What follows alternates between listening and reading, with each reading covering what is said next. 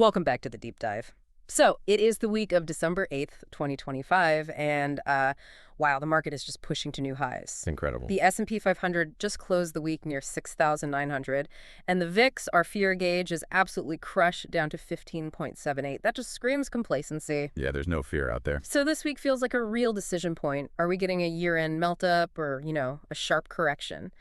Our mission is to unpack the two biggest drivers, Yeah. the Fed's blind cut and this AI reality check that's coming. Well, what's so fascinating here is just the sheer audacity of the Federal Reserve's timing. Right. They are poised to cut rates by 25 basis points this Wednesday, December 10th.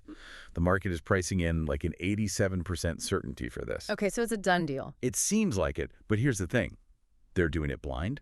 What do you mean I'm blind? I mean, they're cutting rates without the most critical economic inputs. The November jobs report, that's delayed until the 16th. The CPI inflation data, delayed until the 18th. So they're flying without instruments. And the one signal we do have from the labor market, it's totally confusing. Exactly. Jobless claims last week crashed to 191,000. That's the lowest since, September 2022? That screams strength. So if employers are hoarding talent, why are institutions selling so aggressively? Your dark pool data shows that, right? It's a huge contradiction. You are spot on. That's the key disconnect.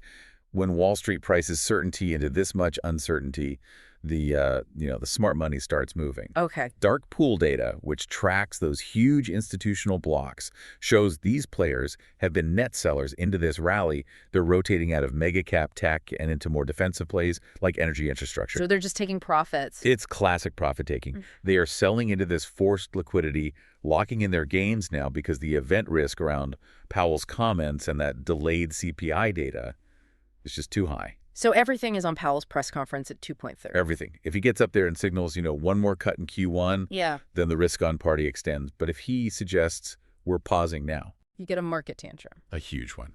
Okay, so if we can't really rely on macro policy to keep this rally going, that brings us to the second major hurdle this week, the AI reality test. Yep. We need to see that all this massive capital expenditure, all that CapEx, is actually turning into real revenue. And that proof arrives this week in two critical earnings reports. First up is Oracle, reporting after the close on Wednesday. The big cloud player. Right. And Oracle is the key test for AI cloud revenue. Analysts absolutely need to see explosive growth. Specifically, they're watching for plus 70% growth in their infrastructure segment. 70%. 70. That's where you see the raw demand for AI computing power. If that number misses, the whole AI CapEx slowdown narrative just goes nuclear. And then the semiconductor reality check comes Thursday with Broadcom. That's the other side of the coin. They're expected to report about $17.5 billion in revenue. But it's not just the overall number. It's the quality of the bookings. You mean where the money's coming from? Exactly. Are those custom AI chips, the ASICs for hyperscalers like Google and Amazon, are they genuinely driving that revenue?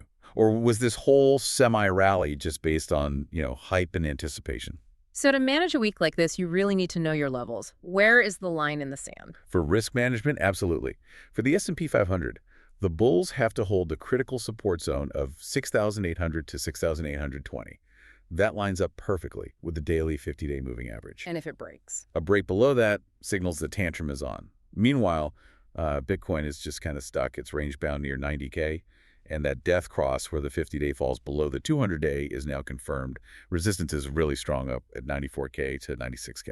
Okay, but let's say risk appetite does hold up after the Fed cut. If we avoid the tantrum, what kind of names are interesting? You might look for things with real utility that are maybe a little cheaper. Yeah, like Toast, for example, TOST. They have a huge market share in the restaurant space, real AI tailwinds, and it's trading at just 3.7 times price to sales. Which is pretty attractive. It is. And price to sales is important here because, it just mirrors the stock price against that top line revenue. And 3.7x could be a steal if the market starts rotating back into growth at a reasonable price. So ultimately, the entire week boils down to just two things. Let's hear them. Does the S&P 500 hold that crucial 6,800 support level? No.